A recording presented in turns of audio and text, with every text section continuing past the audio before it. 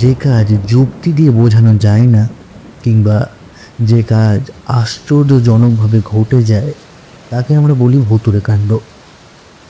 আবার ভূতেরা নিজে যে কাজ করে থাকে, তাকে তো আমরা ভুতুড়ে কাণ্ড বলি। আমাদের পরিবারে এমনই এক ভুতুড়ে কাণ্ড ঘটেছিল। পরীক্ষা দিয়ে মামার বাড়ি বেড়াতে গেছি। দিদিমা আর মামাদের আদরের সঙ্গে প্রচুর আম জাম জামরুল খাচ্ছি, তোফা আনন্দে দিন কাটাচ্ছি। তিন মামা। বড় মামা রেল অফিসে কাজ করতেন, বউ ছেলে মেয়ে নিয়ে শহরের বাসা বাড়িতে থাকতেন, মাসে একবার বাড়ি আসতেন। তিনি মেজো মামাকে তারই অফিসে চাকরি করে দেওয়ার কথা বলেছিলেন, কিন্তু মেজো মামা রাজি নন। ছেলেবেলা থেকে মেজো মামা একটু ভিন্ন প্রকৃতির, সব ব্যাপারেই বেপরোয়া। তিনি বলেছিলেন, ওসব চাকরি বাকরি আমার হাতে পোষাবে না, আমি স্বাধীন ব্যবসা করব। তা মেজো মামা স্বাধীন ব্যবসায় শুরু করেছিলেন। 5 মাইল দূরের মাছের ভেড়ি থেকে মাছ কিনে গঞ্জের হাটে ব্যাপারীদের কাছে সেই মাছ বিক্রি করা। পরিশ্রমের কাজ, কিন্তু ভালো টাকাই হাতে থাকতো। ছোট মামা কিছু করতো না, মামাদের চাষবাসের জমি দেখাশোনা করতেন, আর অবসর সময়ে জাল দিয়ে পাখি ধরতেন, কাঠি দিয়ে খাঁচা তৈরি করতেন, আর তাতে পাখিগুলোকে রাখতেন। তবে বেশি দিন নয়, হঠাৎ একদিন খাঁচার দরজা খুলে পাখিগুলোকে উড়িয়ে দিতেন। 1 নম্বরের খেয়ালি লোক। আমাদের গল্প অবশ্য নিজ মামাকে নিয়ে।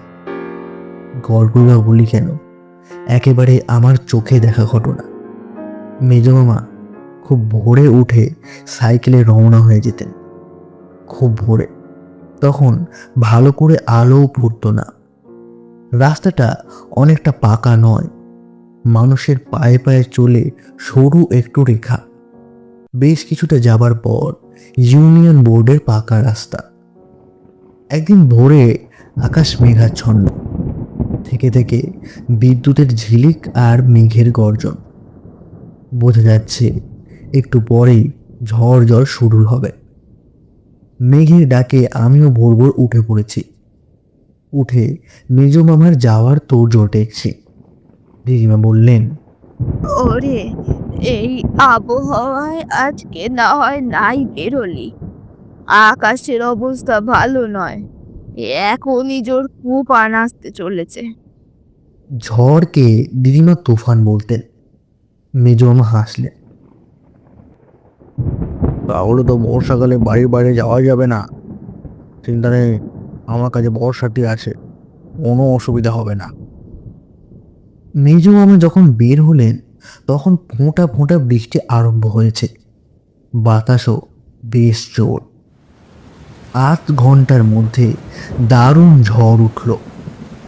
চারদিক অন্ধকার, বাজের শব্দে কান পাতা দেয়। সেই সঙ্গে তুমুল বর্ষণ। এধারে ওধারে বড় বড় গাছ মরমর করে ভেঙে পড়ল, কি বাড়ির চালা উড়ে গেল, ধসে পড়ল মাটির দেওয়াল। দিদিমার কথাই ঠিক, তুফানি বটে। আমি জানলার ধারে চুপচাপ বসে প্রকৃতির এই তাণ্ডব দেখছি। একটু পরেই দিদিমা এসে আমার পাশেই বসলেন, বসে আক্ষেপ করতে লাগলেন। এই দুর্যোগে বাড়ির কুকুর বেড়ালো বের হয় না, আর আর এত বারণ করা সত্ত্বেও ছেলেটা রাস্তায় বেরোলো। সত্যিই চিন্তার কথা। এই ঝড় জলে বর্ষাতি আর মেজ মামাকে কতটুকু বাঁচাতে পারবে? হাওয়ার দাপটে সাইকেল চালানো যে মুশকিল। সাইকেল থেকে নেমে যে কোনো গাছের তলে আশ্রয় নেবেন, অত নিরাপদ নয়। মাথার উপর গাছের ডাল ভেঙে পড়লেই হলো। সন্ধ্যা পর্যন্ত একটানা ঝড় বৃষ্টি চলল। দিদিমা খাওয়া দাওয়া ছেড়ে বিছানা নিলেন। মেজ মামার নাম করে তারপরেই আজ ঝরে কান্না। ওরে, তুই আবার কথা কেনই চললি রে, গেলি বাবা। সেই মেজ মামা ফিরলেন রাত 8টা নাগাদ। সাইকেল নেই, হেঁটেই এসেছেন। হাঁটু পর্যন্ত কাদা, পরনে জামা কাপড় ছিন্ন ভিন্ন। বর্ষাতির খোঁজ নেই। দিদিমা মেজো মামাকে জাপটে ধরলেন, কিছুতেই ছাড়বেন না। শুধু কি জাপটে ধরা, ভেউ ভেউ করে কান্না। আ- আয় বাবা, আয়। কোথায় ছিলি এতক্ষণ?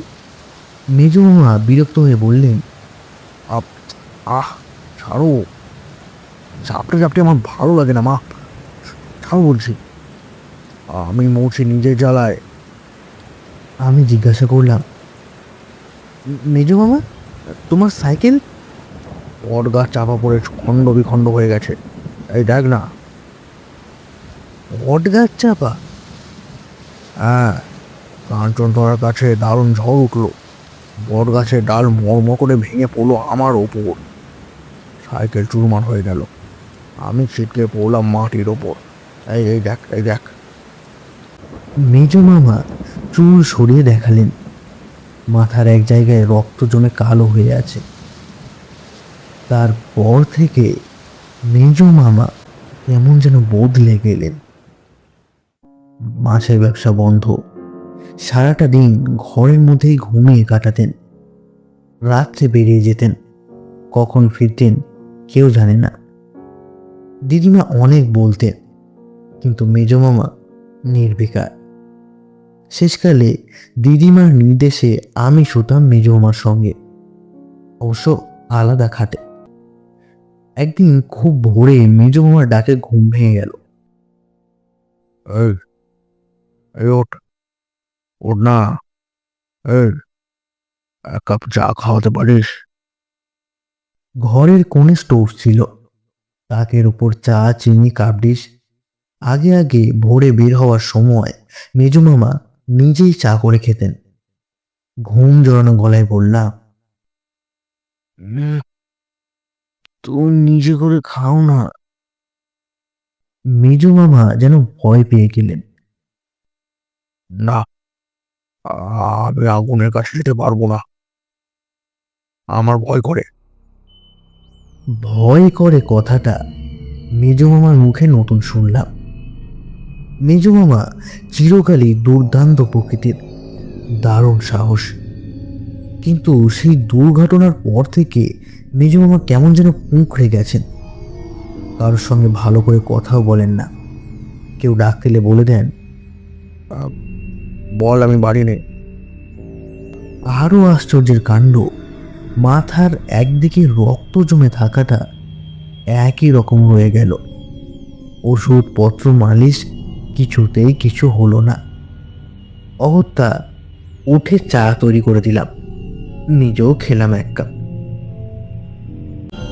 আর এক রাতে এমন একটা ব্যাপার ঘটলো, তাতে একটু ভয়ই পেয়ে গেলাম।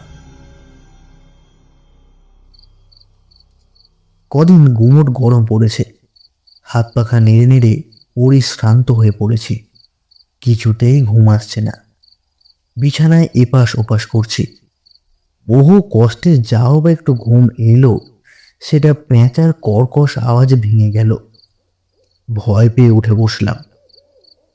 জানলা দিয়ে ঘরের মধ্যে চাঁদের আলো এসে পড়েছে, কোথাও একটুও অন্ধকার নেই। মেজো মামার দিকে চোখ ফিরিয়েই চমকে উঠলাম। আমার মামার বাড়ির সবাই বেশ একটু খড় গোগায়, মেজো মামা আবার সবচেয়ে মেটে।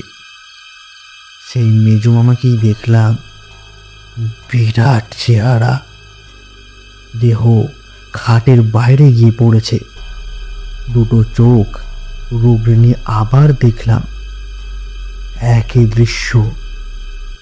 খাট থেকে নেমে পালাবার চেষ্টা করতেই দৃশ্য বদলে গেল। মেজো মামা যেন নিজের সাইজে ফিরে এলেন। মনকে বোঝালাম, ঘুম চোখে নিশ্চয়ই ভুল দেখেছি, না হলে এমন ব্যাপার হতে পারে নাকি? হ্যাঁ, না না না না, এ কথা কাউকে কোনোদিন বলিনি, জানি কেউ বিশ্বাস করবে না। কিন্তু পরের ব্যাপার যা ঘটলো, তাতে আমি রীতিমতো ঘাবড়ে গেলাম। এক রাতে হঠাৎ ঘুম ভেঙে দেখি মেজো মামা বিছানায় নেই। ভাবলাম প্রকৃতির প্রয়োজনে হয়তো বাইরে গেছেন, এখনই ফিরবেন। কিন্তু অনেকক্ষণ কেটে গেল, মেজ মামা ফিরলেন না। উঠে পড়লাম। জানলা দিয়ে বাইরে চোখ ফিরিয়েই বুকের রক্ত হিম হয়ে গেল। মেজ মামা রোয়াকে বসে আছে, জানলার দিকে পিছন ফিরে। একটু দূরে গোটা কয়েক গাছ পার হয়ে একটা জাম গাছে ছোট মামা জাল পেতে রেখেছে পাখি ধরবার জন্য। জালের এক জায়গায় ফুটো ছিল, ছোট মামা বোধহয় লক্ষ্য করেনি। সেই ফুটো দিয়ে আটকে থাকা পাখিগুলো ফুরুত ফুরুত করে বেরিয়ে যাচ্ছে।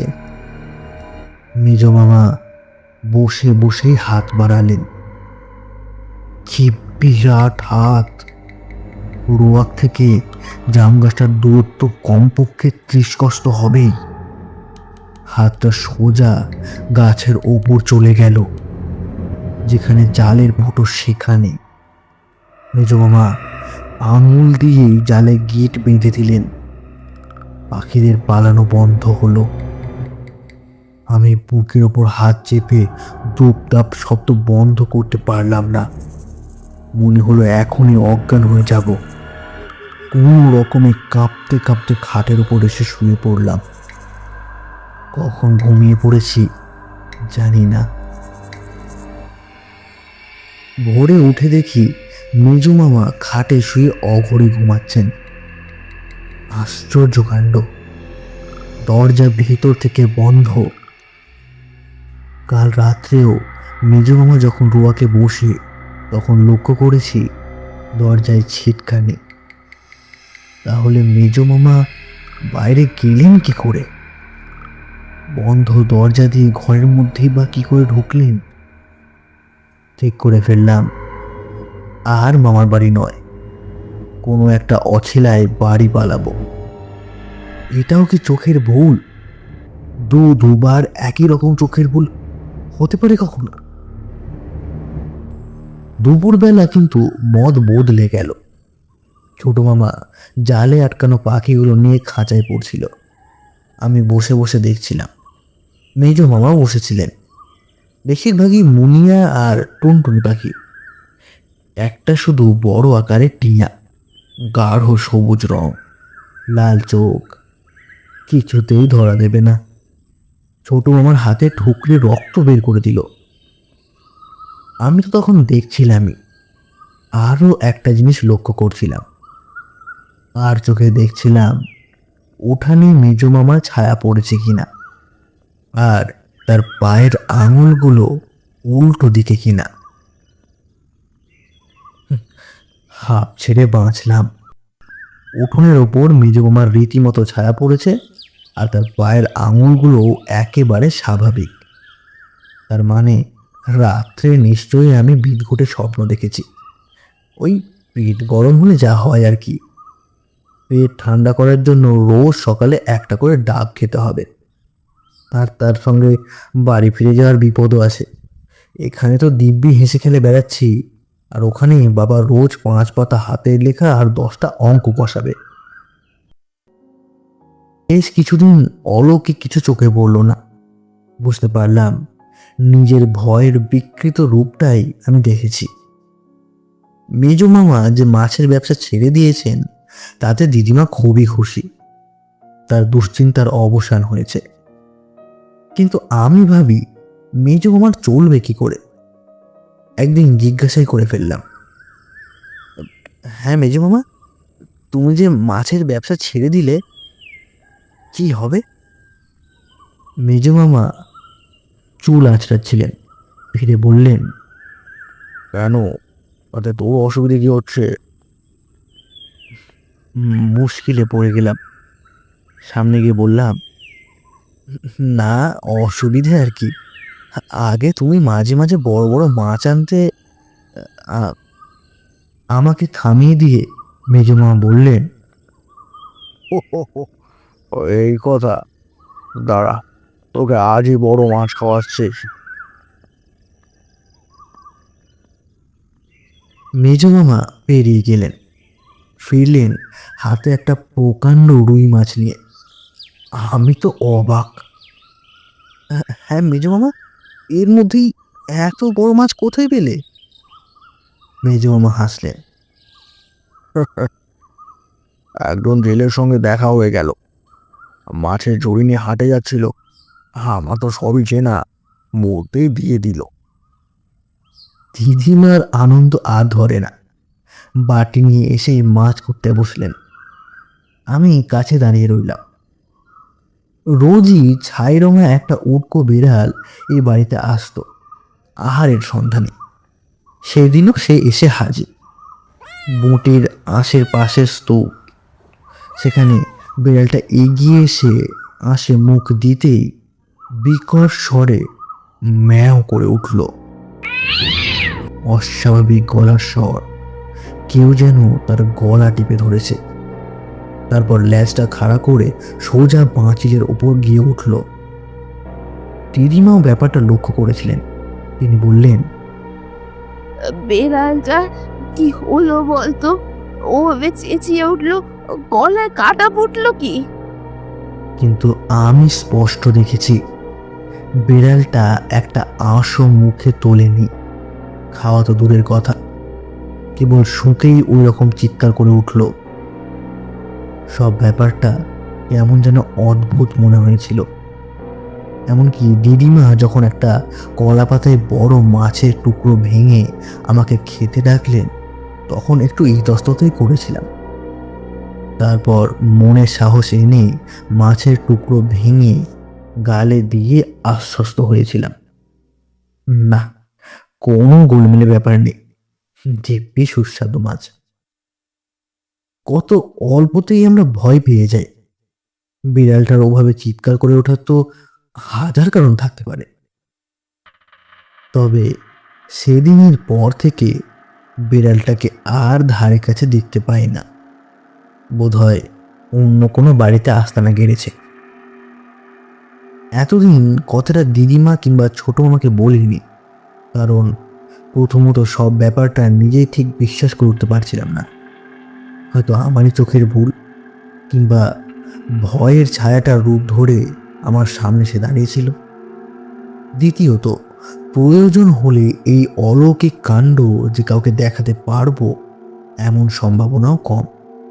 তাছাড়া দিদিমাকে নিজের ছেলের সম্বন্ধে কি করে এসব কথা বলি? তবে আমি মনে মনে ঠিক করে রেখেছিলাম, আর একবার এরকম বীভৎস দৃশ্য চোখে পড়লেই মামার বাড়ি থেকে পালাবো। এখানে আদর যত্নের লোভে তো আর বের হয়ে প্রাণটা দিতে পারি না। বেশ কিছুদিন সব স্বাভাবিক, কোথাও কোনো গোলমাল হলো না। মেজো মামা অবশ্য মাছের ব্যবসায় আর গেলেন না, বাড়িতেও বিশেষ থাকতেন না, কোথায় কোথায় ঘুরে বেড়াতেন কে জানে। দিদিমা জিজ্ঞেস করলে বলতেন, একটা কিছু করার জন্য চেষ্টায় আছে, কদিন আর চুপচাপ বসে থাকা যায়। তারপরেই অঘটন ঘটল। মাঝরাতে বাথরুমে যাওয়ার প্রয়োজনে বাইরে বেরিয়ে দেখি ছোট মামা রোয়াকের এক কোণে দাঁড়িয়ে একেবারে পাথরের মূর্তির মতো নিস্পন্দন, নিশ্চল। আমি কাছে যেতেই আঙুল দিয়ে বাগানের দিকে দেখালো। যা দেখলাম তাতে আমার মাথা ঘুরে গেল। একটা গাছের ডালে মেজমামা পা ঝুলিয়ে বসে। মেজমামা মানে মুখটা মেজমামার, কিন্তু দেহটা বিরাট। মাথাটা প্রায় গাছের মগ ডালে গিয়ে ঠেকেছে, পা দুটো অল্প মাটির ওপরে। কি খেয়ে খেয়ে বাগানের মধ্যে ছুঁড়ে ফেলছেন। একটা ছিটকে এসে রোয়াকের ওপর পড়তে নিচু হয়ে দেখেই চমকে উঠলাম। রক্ত মাখা হাড়ের টুকরো। সমস্ত শরীর থর থর করে কেঁপে উঠল আমার। মনে হলো এখন বুঝে অজ্ঞান হয়ে মাটিতে লুটিয়ে পড়ব। ছোট মামা আমার অবস্থাটা বুঝতে পেরে আমার হাতটা শক্ত করে ধরে ঘরের মধ্যে নিয়ে এসেছিল। তারপর দিন 15 মতো। আমি কি হয়েছে কিছুই জানি না। দারুণ জ্বরে আমি প্রায় বেহুশ। দিদিমা চেয়েছিলেন আমার বাবাকে খবর দিতে, কিন্তু ছোট মামা অনেক বুঝিয়ে তাকে নিরস্ত করেছিলেন। ছোট মামা বলেছিল শুধু ভয় পেয়েই আমার এই জ্বর। ডাক্তারেরও তাই মত। এর মধ্যে বাবাকে টেনে নিয়ে এলে সব ব্যাপারটা তাকে জানাতে হবে। স্বাভাবিকভাবেই কথাটা বাবা বিশ্বাস করবেন এটা আশা করা যায় না। অথচ তার পরের দিন সকালে দিদিমার পোষা ছাগলটা নিখোঁজ। খুঁজতে খুঁজতে বাগানের মধ্যে তার ছিন্ন ভিন্ন মুন্ডুটা পাওয়া গিয়েছিল। চারদিকে রক্তমাখা যেসব হাড়ের টুকরো পাওয়া গেল, সেগুলো যে ছাগলেরই হাড় সেই বিষয়ে কোনো সন্দেহই নেই। কিন্তু এমন কথা কে বিশ্বাস করবে, বিশেষ করে শহরের লোক? মেজো মামা নাকি আশ্চর্যভাবে শান্ত হয়ে গিয়েছিলেন। হাঁটুর ওপর মাথাটা রেখে চুপচাপ বসে থাকতেন ঘরের মধ্যেই। হাজার ডাকেও সাড়া দিতেন না। খেতে ডাকলে রুক্ষ কণ্ঠে উত্তর দিতেন, আমার খেতে নেই, আমার শরীর খারাপ। দিদিমা যে মেজো মামাকে এত ভালোবাসতেন, সেই দিদিমা ছোট মামার কাছে সব শুনে মেজো মামার ধারে কাছে ঘেঁষতে চাইলেন না। আমি যখন সেরে উঠলাম তখন ব্যাপারটা অনেক দূর এগিয়েছে। শোবার ব্যবস্থা পাল্টে গেছে। এক ঘরে আমরা 3জন শুতাম। এক পাশে দিদিমা, অন্য পাশে ছোট মামা, মাঝখানে আমি। সারা রাত ঘরে আলো জ্বলত। ছোট মামা দরজার ভিতর থেকে ডবল তালা লাগিয়ে দিত। আমরা সবাই জানতাম অলৌকিক শক্তির পক্ষে এ তালা কোনো বাধাই নয়, কিন্তু তবু বারণ করতে পারিনি। ছোট মামা আর আমি এই দৃশ্য দেখার পর আমি আগে যা দেখেছি সব দিদিমা আর ছোট মামাকে বলেছি। ছোট মামা বলল, কথাটা আগেই তোমার বলা উচিত ছিল, তাহলে আরও আগে ব্যবস্থা নিতে পারতাম। কি ব্যবস্থা নেওয়া হবে তাও ছোট মামা বলল। বদনপুর এখান থেকে 2.5 মাইল। সেখানকার ভৈরব রোজা খুবই বিখ্যাত। তার খড়মের আওয়াজে ভূত প্রেত থর থর করে কাঁপে। তাকে পাওয়া একটু মুশকিল। লোকের ডাকে প্রায় ভিন গায়ে চলে যায়, আর দক্ষিণাও 1 মুঠো টাকা। দিদিমাকে ছোট মামা অনেক কষ্টে রাজি করালো। দিদিমা সব বুঝেও একটু ইতস্তত করলেন। হাজার হোক, ছেলে তো। ছোট মামা বোঝালো, বেশ তো, ভৈরব রোজা এলেই সব বোঝা যাবে। খুব ভোরে ছোট মামা বেরিয়ে পড়ল। বদনপুরের ভৈরবকে যদি না পাওয়া যায় তাহলে অন্য গাঁ থেকে তাকে ধরে আনতে হবে। ছোট মামা যখন বের হয় তখন মেজ মামা বাড়ি ছিলেন না। 8 ঘন্টা পর কোথা থেকে ফিরে এলেন। চেহারা দেখে মনে হলো অনেক দূর থেকে ছুটতে ছুটতে আসছেন। হাঁটু পর্যন্ত কাদা, সারা দেহ ঘামে ভিজে গেছে। তাড়াতাড়ি আসতে গিয়ে ফতুয়াটা গাছের ডালে লেগে ছিঁড়ে গেছে। দিদিমা রোয়াকে বসে তরকারি করছিলেন, আমি পাশে বসেছিলাম। মেজ মামা সামনে এসে দাঁড়ালেন। ঠোঁটের দুপাশে হেনা, লাল চোখ পাকিয়ে দিদিমাকে জিজ্ঞাসা করলেন, সোনে কোথায় গেছে? সোনে ছোট মামার ডাক নাম। আমার বুকের দুপাশ ধুপ ধুপ করছিল। আমি স্পষ্ট শুনতে পেলাম সেই আওয়াজ। ভয় হলো অবশ হয়ে মোটির উপর না পড়ে যাই। দিদিমা কাঁপা কাঁপা গলায় বললেন, সে নিজে নাকি একটা দরকারে গেছে। নিজের দরকার না ছাই, ভাই তো নয়, শত্রুর। শত্রুর। আচ্ছা, ঠিক আছে। কথাগুলো বলে মেজ মামা জোরে জোরে পা ফেলে বাড়ির চারপাশে ঘুরতে লাগলেন। দুটো হাত পেছনে, কেবল মাথা নাড়ছেন, থুতু ফেলছেন আর ঘুরছেন। ব্যাপার দেখে দিদিমা আর সাহস পেলেন না। আমার হাত ধরে ঘরের মধ্যে ঢুকে দরজায় খিল তুলে দিলেন। দিদিমার দিকে চেয়ে দেখি তার দু চোখ বেয়ে জল গড়িয়ে পড়ছে। তার মনের কষ্টটা বুঝতে পারলাম। যতক্ষণ মেজমামা বাড়ির চারদিকে ঘুরতে লাগলেন, ততক্ষণ আমি আর দিদিমা ঘরের এক কোণে চুপচাপ বসে রইলাম। কিছুক্ষণ পরে মেজমামাকে আর দেখা গেল না। দিদিমা উঠে জানলা দিয়ে দেখে যখন নিঃসন্দেহ হলেন যে মেজমামা ধারে কাছে কোথাও নেই, তখন আমাকে খেতে দিলেন। নিজে খেলেন না, ছোট মামা এলে একসঙ্গে খাবেন। আমি খাবো কি? তখনও শরীর থর থর করে কাঁপছে। মনে হচ্ছে কিছু খেলেই বমি হয়ে যাবে। মনে মনে ঠিক করে ফেললাম, কোনো রকমে আজকের রাতটা কাটিয়ে কাল সকালে বাড়ি রওনা হব।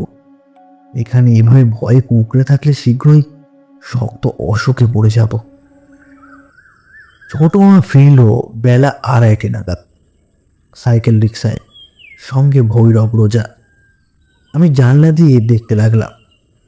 ভৈরবের পরনে লাল টকটকে কাপড়, গায়ে কোনো জামা নেই, গলায় অনেকগুলো রুদ্রাক্ষের মালা, দু হাতে রুদ্রাক্ষের তাগা, লাল দুটি চোখ, কপালে সিঁদুরের ফোঁটা, ঝাঁকড়া পাকা চুল কাঁধ পর্যন্ত এসে পড়েছে। ভৈরব নেমে ঢুকতে গিয়েই থমকে দাঁড়িয়ে পড়ল। বাতাসে কি যেন শুঁকল। তারপর ছোট মামার দিকে ফিরে বলল, কেউ গৃহবন্ধন করেছে? ছোট মামা অবাক। গৃহবন্ধন কি?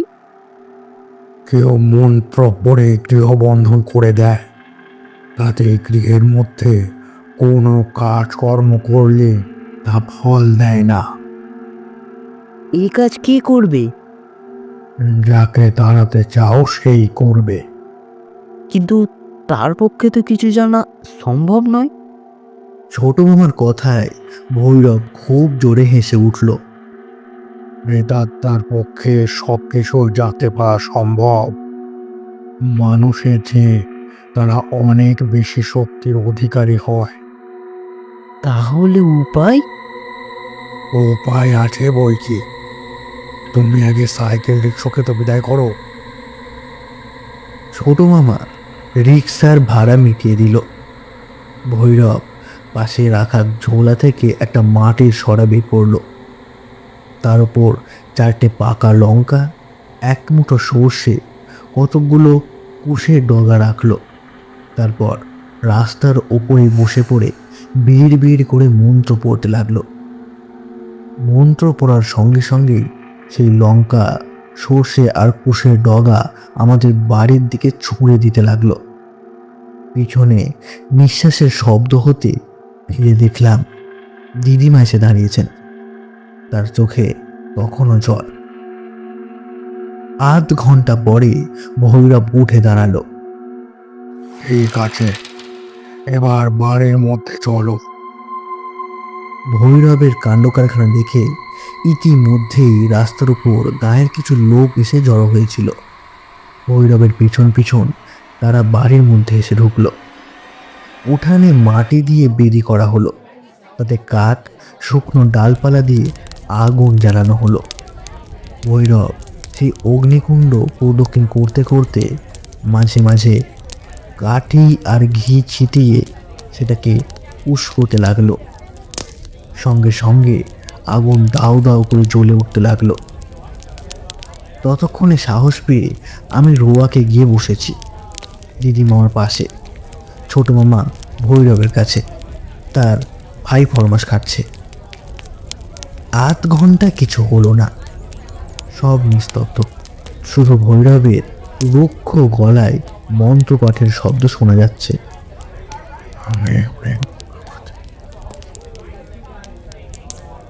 তিন ছট করে কি সব অদ্ভুত ভাষা। আমি যখন ভাবতে শুরু করেছি যে সবটাই বুঝবো কি, তখনই হঠাৎ সুর সুর আওয়াজ হলো। ঠিক অনেক দূর থেকে ঝড় এলে যেমন হয় পশ্চিম দিকের গাছপালাগুলো ভীষণভাবে দুলতে লাগলো। গাছের ডালে বসে কাকের দল চিৎকার করে আকাশে পাক খেতে লাগলো। একটু পরেই গাছপালার পিছন থেকে মেজো মামা এসে হাজির হলো। দুটি চোখ বন বন করে ঘুরছে, ফুলে উঠেছে নাকের পাটা।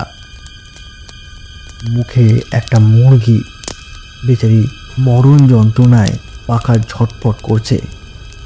মেজো মামার দু কষবে রক্ত গড়িয়ে পড়ছে।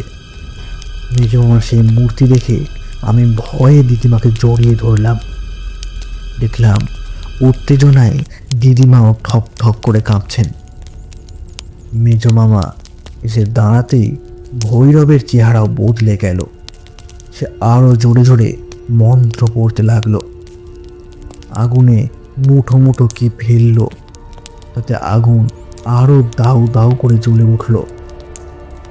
মেজো মামা এগোতে পারলেন না, ভৈরবকে গালাগাল দিতে লাগলেন। পড়ল আগুনের মধ্যে। হঠাৎ মেজো মামা মুখে থাকা মুরগিটা বিশ্রীভাবে ছুঁড়ে দিল সেদিকে। মুরগিটা এসে পড়ল আগুনের ওপর। কে তুই? চেঁচিয়ে উঠল ভৈরব। আমি দয়াল বাড়ুচ্ছি।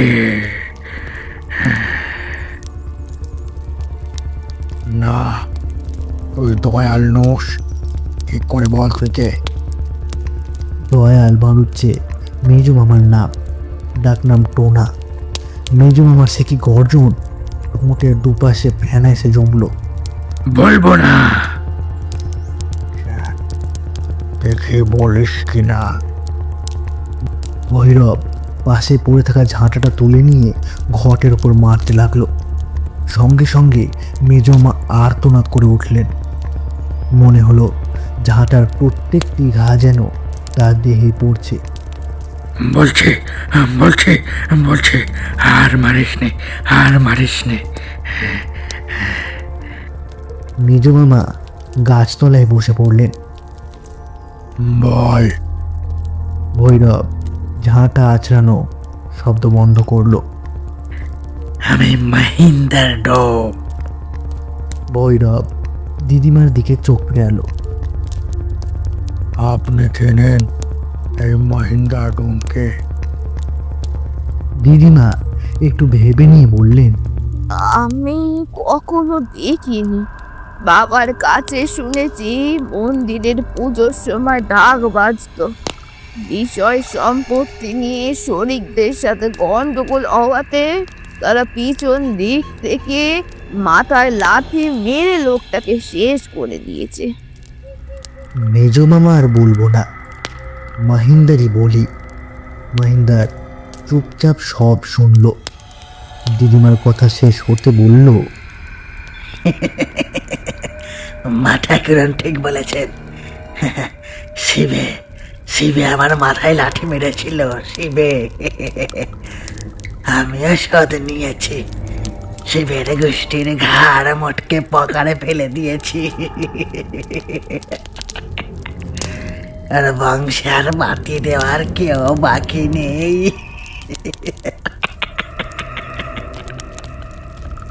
তুই দয়ালের তেলে কি করে? সেদিন খুব ঝড় জলের সময় দয়াল সাইকেলে চেপে বট গাছের তলা দিয়ে যাচ্ছিল। ওটাই ওটাই আমার আস্তানা। হঠাৎ মোটা একটা ডাল ভেঙে পড়লো দয়ালের মাথার উপর। ব্যাস, দয়াল খতম। তার সাইকেল চিড়ে চ্যাপটা। আমি দেখলাম এমন সুযোগ আর পাবো না। অমাবস্যার রাতে বামুনের মোড়া। অনেক বছর দেহহীন হয়ে ঘুরে বেরিয়েছি। সরসর করে ঢুকে পড়লাম, সরসর করে। দেহ তোকে ছাড়তে হবে, ভৈরব বলল। মাথা খারাপ? আমি ছাড়বো না, ছাড়বো না। তবে রে, আবার ঘটের ওপর ঝাঁটার আঁচড়ানি, মাটির ওপর গড়াগড়ি দিয়ে মাহিন্দার যন্ত্রণায় কাতরাতে লাগলো। আর মারিস নি, আর মারিস নি, আর মারিস নি। আমি যাবো, আমি যাবো, যাবো। কি করে বুঝবো তুই গেছিস? কি করতে হবে, কি করতে হবে বলো, হ্যাঁ বলো। ভৈরব এদিকে ওদিকে দেখল, উঠানের এক পাশে মরচে ধরা একটা বর্গা পড়েছিল। সেদিকে আঙুল দেখে ভৈরব বলল, ওটা দাঁতে করে তুলে নিয়ে যেতে হবে, আর গা থেকে 50 মাইল দূরে যেতে হবে, ঠিক আছে? সন্দীপুরের শ্মশানে আস্তানা বাঁধবো, হ্যাঁ, এদিকে আর আসবো না। হ্যাঁ, হ্যাঁ, যা তবে। লোহার ভারী বর্গা, যেটা তুলতে অন্তত জন চারেক লোক দরকার, সেটা মহিন্দার অবলীলাক্রমে দাঁতে তুলে নিল। আবার সেই ঝড়ো হাওয়া গাছপালার মধ্যে দিয়ে বর্গা নক্ষত্র বেগে কোথায় যেন অদৃশ্য হয়ে গেল। এদিকে নজর পড়তে দেখলাম মেজ মামার প্রাণহীন দেহটা গাব গাছতলায় পড়ে আছে। দেহ থেকে বিশ্রী পচা দুর্গন্ধ বের হচ্ছে।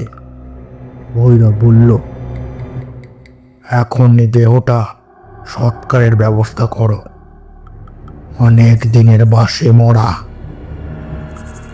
দুম করে একটা শব্দ, দিদিমা অজ্ঞান হয়ে রোয়াকের উপর ঢলে পড়লেন। এসব অনেক দিনের আগেকার কথা। দিদিমা কবেই মারা গেছেন। মামারাও কেউ বেঁচেনি। মামা তো ভাই বোনেরা কে কোথায় ছিটকে পড়েছে খবর রাখি না। আমারও বেশ বয়স হয়েছে। খুব ঝড় জল শুরু হলে সব ঘটনাটা চোখের সামনে ভেসে ওঠে। মাঝে মাঝে মনে হয় সত্যি কি সব অবিশ্বাস্য ব্যাপার ঘটেছিল, কিন্তু চোখের সামনে সব অস্বীকারই বা করি কি করে?